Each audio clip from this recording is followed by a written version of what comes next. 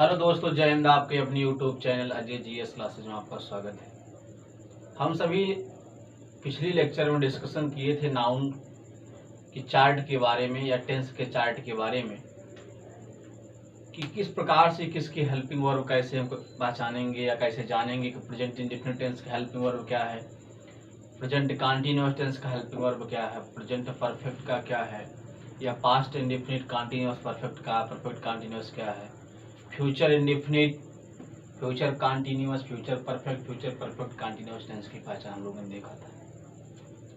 आज के सेशन में हम लोग थोड़ा पढ़ेंगे क्योंकि ट्रांसलेशन करने के लिए कुछ मूलभूत तत्वों की आवश्यकता होती है।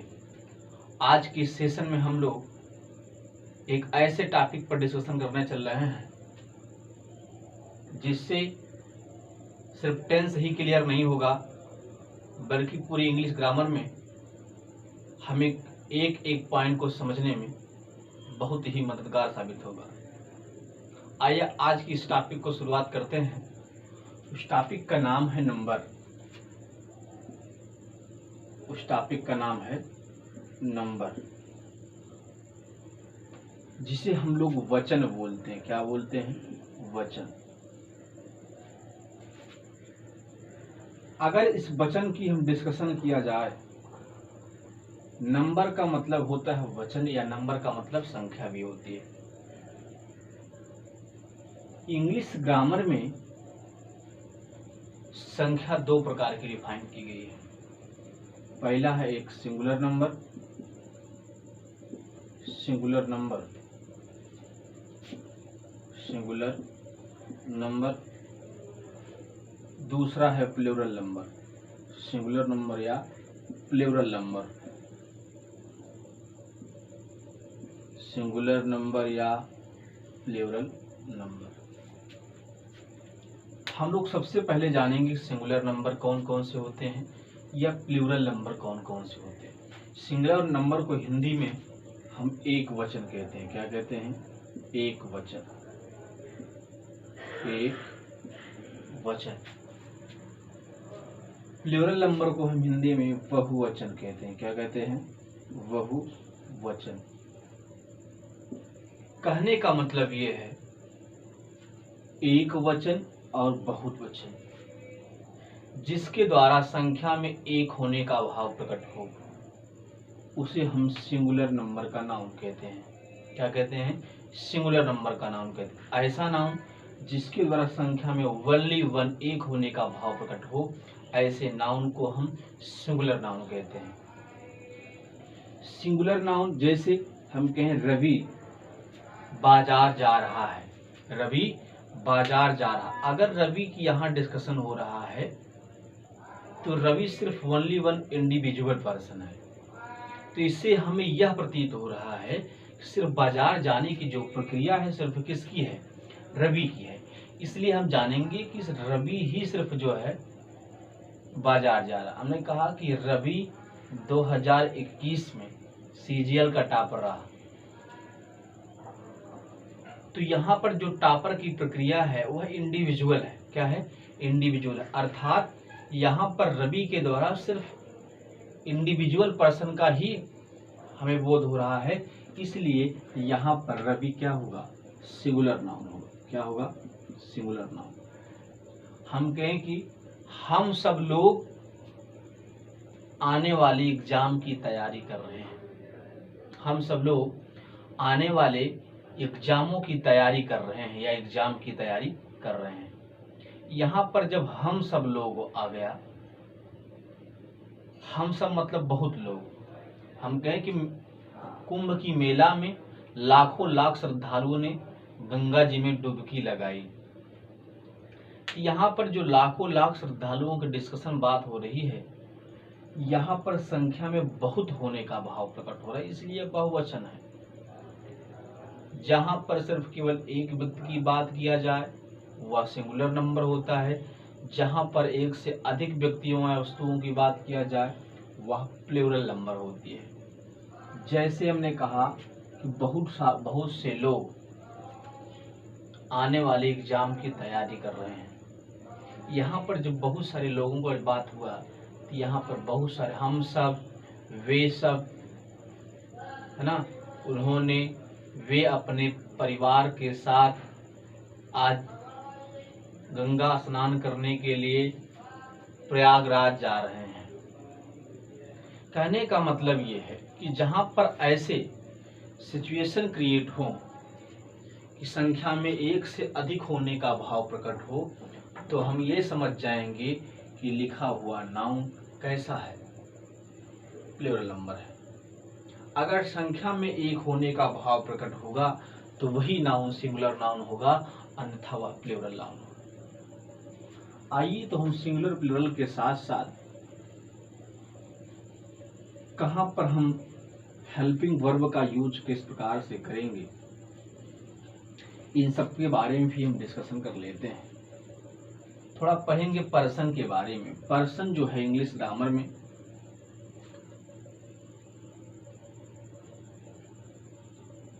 भी 3 प्रकार के होते हैं। कितने प्रकार के? 3 प्रकार के होते हैं।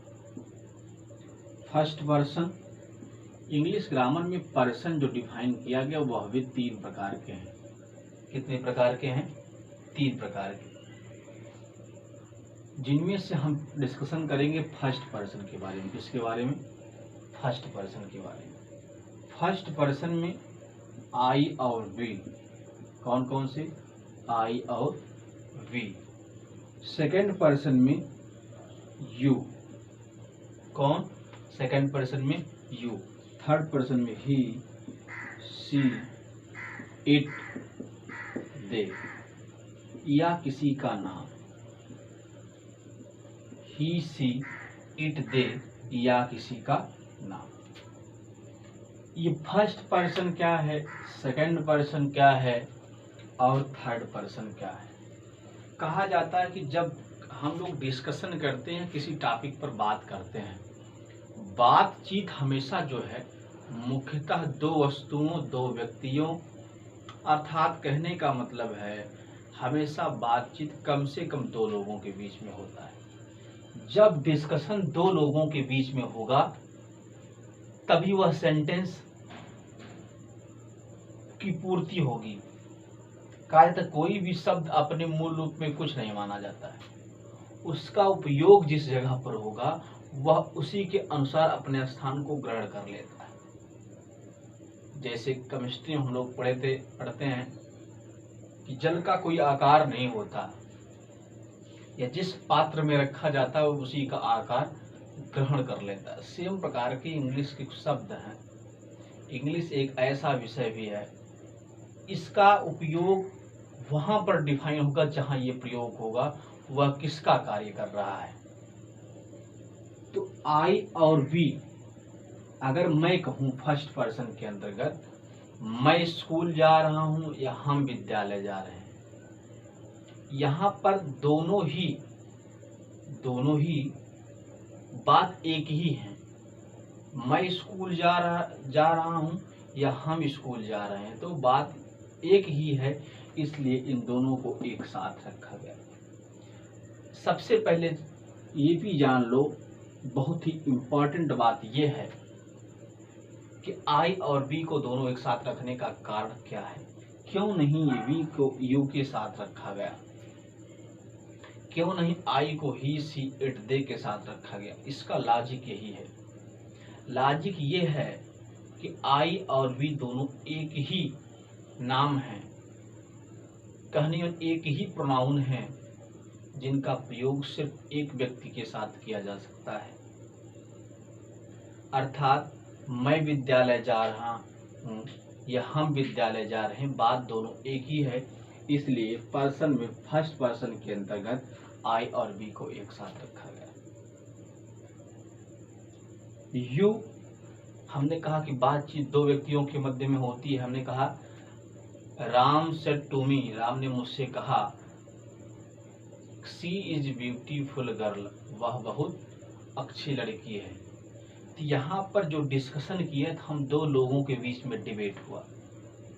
जब 2 लोगों के बीच में डिबेट होता है तो वहाँ पर जो सेकंड हिरर होता है, श्रोता जो होता, एक वक्ता होता दूसरा श्रोता होता है, जो व्यक्ति कहता है वह क्या होता है, स्पीकर होता है, वक्ता होता है, और जो उसकी बात को सुनता है वो श्रोता होता है, हेयर जिसे बोलते हैं।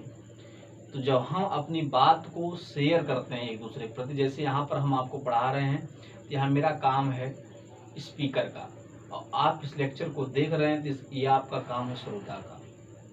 तो मेरे द्वारा इस क्लास को संचालित किया जा रहा है, तो मैं यहाँ पर आई और आप इसको देख रहे हो, आपको मतलब तुम इसको देख रहे हो। यहाँ पर भी काम जो हो रहा चल रहा है दो व्यक्तियों के मध्य चल रहा है, एक तो आई के द्वारा, दूसरा यू के द्वारा। अर्थात जब पहला स्टेप बीत जाता है, जो दूसरी प्रक्रिया स्टॉप होती है, तो सेकंड पर्सन हो जाता है। क्या होता है? Second person. थर्ड पर्सन क्या होता है? थर्ड पर्सन के अंतर्गत हम किसी भी अपनी बात को इंडिकेट के माध्यम से बताते हैं कि वह व्यक्ति ऐसा है। हमने कहा Ram said to me, Ram ने मुझसे कहा कि वह बहुत अच्छी लड़की है। Ram said to me, Ram ने मुझसे कहा कि वह बहुत अच्छी लड़की है। हम और तुम आपस में ये बात कर रहे हैं कि जो तीसरा पर्सन हो कैसा है, बहुत अच्छा लड़का है, बहुत अच्छा लड़की है। इसलिए ही सी इट दे को तीसरे के रूप में हमेशा उपयोग किया जाता है। क्लियर? आई और we first person, you second person, third person he she it they. यहाँ पर ही सिंगुलर नाउन है। कहा कि ही किसी नाम के लिए प्रयोग किया जाएगा।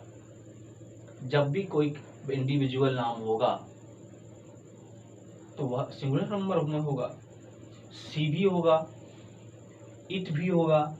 लेकिन दे यहाँ पर एक ऐसा है जिसके साथ हमेशा कम्युनिटी का बोध होता है। दे एक ऐसा पर्सन है इंग्लिश ग्रामर का जिसके द्वारा हमेशा कम्युनिटी का बोध होता है, अर्थात समूह का बोध होता है। वे सब, वे लोग, इन सब के द्वारा हमेशा संख्या का डिनोट होता है, एक से अधिक संख्या का डिनोट होता है। इसलिए दे के साथ हमेशा प्लूरल वर्ब की प्रयोग किया जाएगा। फर्स्ट पर्सन आई के साथ सिंगुलर भी प्लूरल भी दोनों लगता है। वी के साथ only one plural number, you के साथ प्लूरल नंबर, ही के साथ सिंगुलर नंबर, सी के साथ सिंगुलर नंबर, इट के साथ सिंगुलर नंबर, दे के साथ प्लूरल नंबर। और कोई भी नाम होगा उसके साथ भी हमेशा सिंगुलर नंबर हेल्पिंग वर्ब प्रयोग की जाएगी, क्योंकि नाउन अपने आप में एक इंडिविजुअल होता है, वो प्रॉपर नाउन होता है। इसी वजह से जो है इस सभी के नाउनों के साथ हमेशा सिंगुलर नंबर के वर्ब प्रयोग की जाएगी। अब हम लोग डिस्कशन करेंगे कि नाउन के अंतर्गत सभी नाउन अपने मूल रूप में जो होती हैं, सभी नाउन अपने मूल रूप में, सभी नाउन जो होते हैं अपने मूल रूप में सिंगुलर नंबर में होती है। किस में होती हैं? सिंगुलर नंबर में। सभी नाउन अपने मूल रूप में सिंगुलर नंबर में होती हैं। किसमें? सिंगुलर नंबर में होती हैं। सभी नाउन अपने मूल रूप में सिंगुलर नंबर में होती है, जबकि सभी वर्ब जो है अपने मूल रूप में प्लूरल नंबर में होती है। किसमें होती हैं? प्लूरल नंबर में। सभी नाउन अपने मूल रूप में हमेशा सिंगुलर नंबर में होती हैं, जबकि सभी वर्ब अपने मूल रूप में प्लूरल नंबर में होती हैं। अगर किसी भी नाउन को हमें सिंगुलर से प्लूरल बनाना हुआ तो उसके अंत में हम लोग यस या ईएस या आईईएस या आईवीईएस का प्रयोग करते हैं। सभी नाउन अपने मूल रूप में हमेशा सिंगुलर नंबर में होते हैं। इनका हमें प्लूरल नंबर बनाना हुआ तो इसके अंत में हम यस, ईएस, आईएस, वीईएस इत्यादि हम शब्दों का प्रयोग करते हैं, जबकि सभी वर्ब अपने मूल रूप में यह प्लूरल नंबर में मानी जाती है। सभी वर्ब अपने मूल रूप में प्लूरल नंबर में मानी जाती हैं। इन सब को हमें सिंगुलर बनाने के लिए इसके अंत में भी यस, ईएस, आईईएस, वीईएस, केएनईएस इत्यादि हम शब्दों का प्रयोग करते हैं। हमने कहा तो 3 टॉपिक पर हम लोगों ने डिस्कशन किया।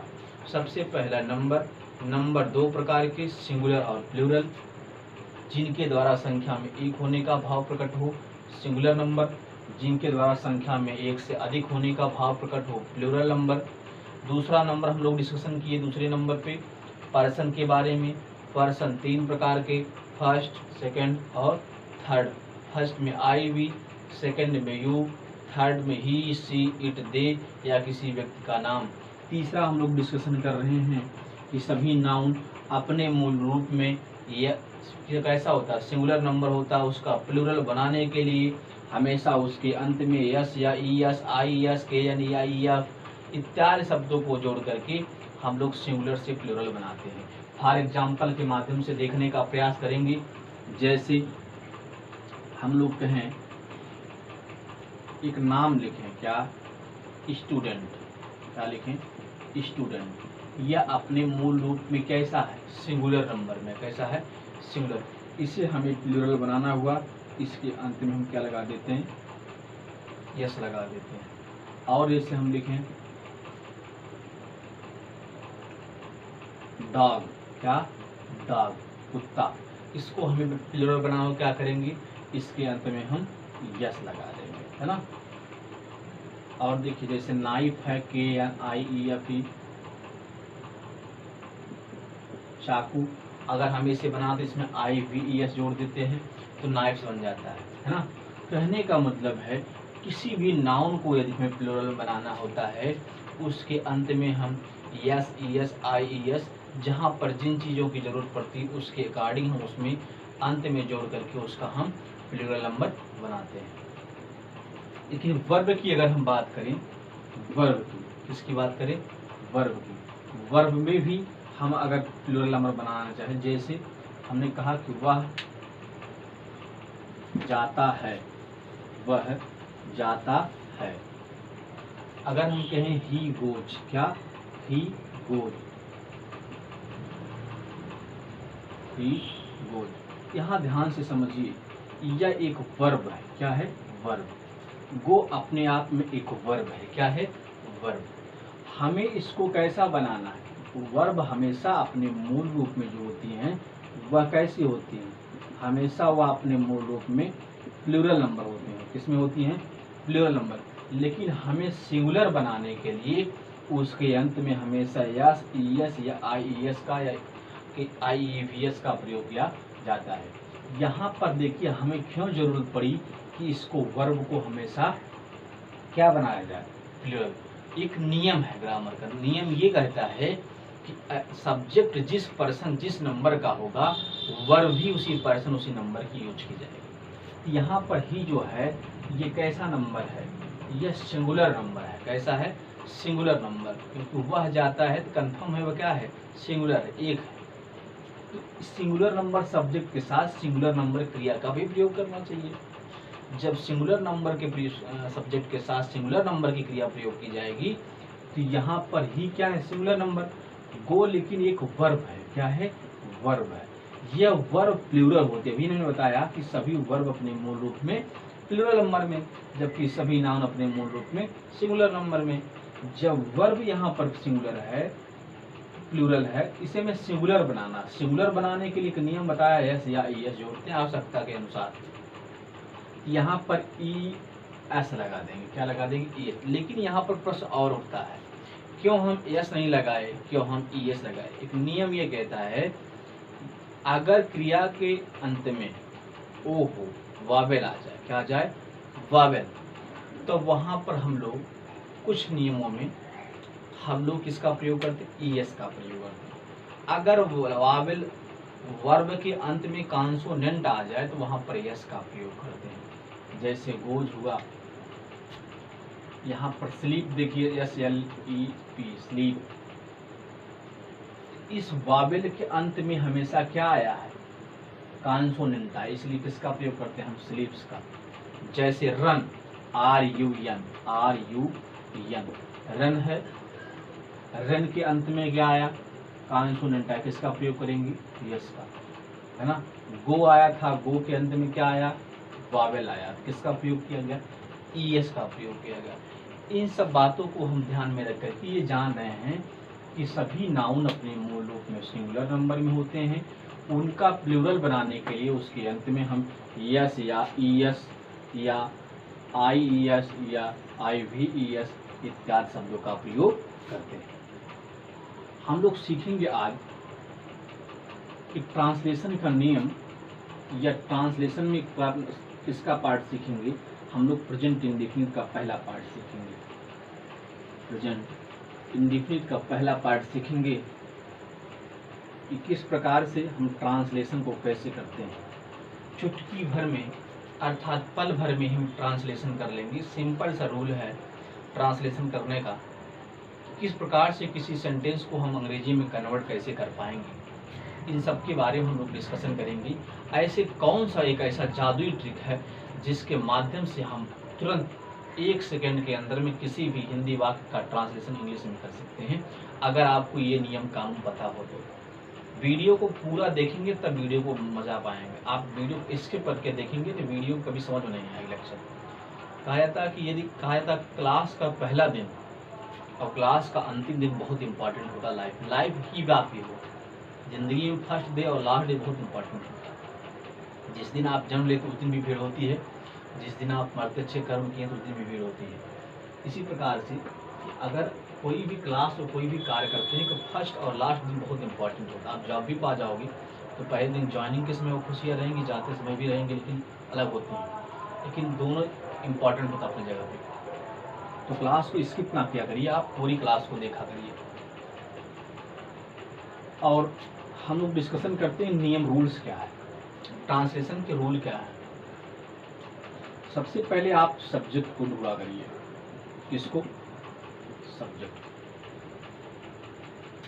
अगर सब्जेक्ट ढूंढ लेते हैं उसके बाद आप पता करिए इसमें हेल्पिंग वर्ब कौन सी यूज होगी। Helping verb. उसके बाद ढूंढा करिए आप लोग इसका मेन वर्ब क्या होगा। इसका मेन वर्ब क्या होगा, मुख्य क्रिया क्या होगी। उसके बाद ऑब्जेक्ट ढूंढा करिए। एक सेंटेंस में बिना सेंटेंस इसके अधूरा माना जाता है। एक सेंटेंस के अंतर्गत इन चीज़ों का होना बहुत आवश्यक है। और ट्रांसलेशन को हमें ही सेंटेंस में दिया रहता है, उसको हम सिर्फ कन्वर्ट हिंदी से इंग्लिश में करते हैं। तो सबसे पहले सब्जेक्ट ढूंढिए कि किसके द्वारा इस कार्य को किया जा रहा है। उसके बाद आप टेंस पहचानिए कि टेंस है किसमें, प्रेजेंट में है, इंडेफिनिट में है, कंटिन्यूअस में है, परफेक्ट में है या परफेक्ट कंटिन्यूअस में, या पास्ट का या फ्यूचर का है। उसके बाद इस सब्जेक्ट का मेन कार्य ढूंढिए, जो मेन काम हो। जैसे वह पढ़ रहा है, वह पढ़ रहा है, इसका मेन काम क्या है? पढ़ना है। हमें सबसे पहले सीखना है कि present indefinite tense. Present indefinite tense की सहायक क्रिया है डू या डज। क्या है? डू या डज। सिंगुलर नंबर के साथ डज का प्रयोग, प्लूरल नंबर के साथ डू का प्रयोग किया जाता है। सिंगुलर नंबर के साथ डज का प्रयोग, प्लूरल नंबर के साथ डू का प्रयोग किया जाता है। आइए हम लोग एग्जाम्पल के माध्यम से सीखने का प्रयास करेंगे। ये तरह ही हम लोगों की हेल्पिंग वर्ब। इसी स्ट्रक्चर, इसी बेस पे हम लोग काम करेंगे। जैसे फॉर एग्जाम्पल वह, छोटा छोटा करके सीखेंगे। पहले खाता है, वह खाता है, वह खाता है। तो सबसे पहले ढूंढिए आप सब्जेक्ट क्या है इसमें, कौन खाता है। तो यहाँ पर है वह खाता है। कौन? वह खाता। दिख नहीं रहा था। वह खाता है, वह खाता है, वह खाता। तो सबसे पहले हम लोग पहचान करेंगे इसका। ये जो लिखा गया ऊपर सेंटेंस है, यह कौन सा टेंस है, इसमें सब्जेक्ट कौन है, इसमें ऑब्जेक्ट कौन है, इसका मेन वर्ब कौन है। तो हम लोग सबसे पहले पहचानेंगे कि यह टेंस कौन सा है। आपको नाउन के हम लोग जो टेंस पढ़े, टेंस में बताया गया आपको चार्ट के बारे में कि कैसे हम पहचान करते हैं कि लिखा गया सेंटेंस किसमें है। यहाँ पर लिखा गया सेंटेंस, हमने कहा जिस वाक्य की क्रिया के अंत में ता है, ती है, ते है, हम पहचान जाएंगे वह प्रेजेंट इंडेफिनिट टेंस है। क्या है? Present indefinite tense. Present indefinite tense में सहायक क्रिया डू या डच का प्रयोग और साथ ही साथ आने वाली वर्ब का हमेशा फर्स्ट फॉर्म यूज किया जाता है। यहाँ पर देखेंगे खाना किसके द्वारा खाया जा रहा है, वह खाता है।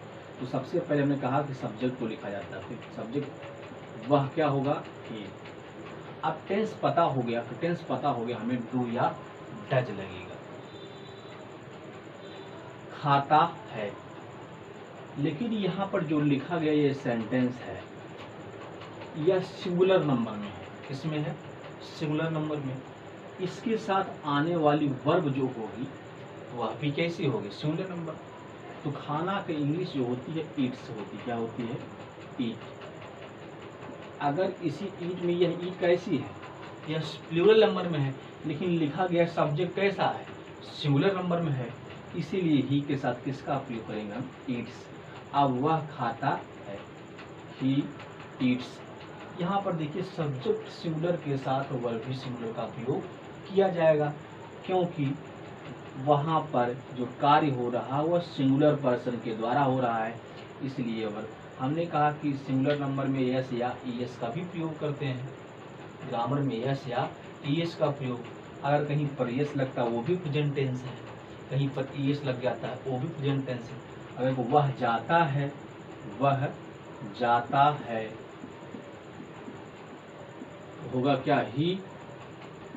वो मतलब जाना। यस, ये भी क्या है? इंडेफिनिट टेंस है। तो इसका पहचान है सब्जेक्ट लिखेंगे, उसके बाद मेन वर्ब लिखेंगे, मेन वर्ब, उसके अंत में यस या ईएस लगाएंगे। और इसी के साथ साथ अगर इसका हम नेगेटिव बनाएं, simple, negative, interrogative, imperative, objective, exclamatory sentence होते हैं सब। अगर इसका हम नेगेटिव, वह नहीं खाता है, वह नहीं खाता है, वह नहीं खाता है। अब देखिए यहाँ पर अब हमें डू डज की आवश्यकता पड़ेगी। नेगेटिव में ही डू डज की आवश्यकता पड़ती है, अर्थात यस या ईएस से ही काम चल जाता है। वह नहीं खाता, सबसे पहले हम जोड़ेंगे क्या? सब्जेक्ट ही। सिंगुलर नंबर के साथ सब्जेक्ट किसका प्रयोग? सिंगुलर नंबर वर्ब की। यहाँ पर ही के साथ डू लगेगा, डज बताया तुमने, किसका प्रयोग? डज। ही डज, उसके बाद नॉट ईट मतलब ई, ही डज नॉट ईट, वह नहीं खाता है। यहाँ पर आप समझिए ध्यान से कि अगर ऐसे लिखी गई हो तो ये सेंटेंस सही माना जाएगा कि गलत माना जाएगा। सिंगुलर नंबर सब्जेक्ट के साथ हमेशा सिंगुलर नंबर की क्रिया यूज होगी। तो यहाँ पर ईट्स होगा, ही डज नॉट ईट्स, वह वह खाता नहीं है, वह नहीं खाता है। हमेशा ध्यान रखिएगा, हमेशा सेंटेंस को बनाते समय आप सेंटेंस कुछ मत करिए, सबसे पहले सब्जेक्ट देखिए, उसके बाद टेंस की पहचान करिए कौन सा टेंस है, टेंस के बाद आप मेन वर्ब ढूंढिए, मेन वर्ब के बाद बाकी जितनी सब चीज़ें लिखी गई वहाँ पर क्या कर देंगे, हम लिख देते हैं। आज के लिए बस इतना ही। आपको ये क्लास अच्छी लगे तो शेयर, लाइक, सब्सक्राइब तथा साथ ही साथ कमेंट करके ज़रूर बताया करिए आप लोग यह क्लास आपको कैसी लगी। जय हिंद, जय भारत।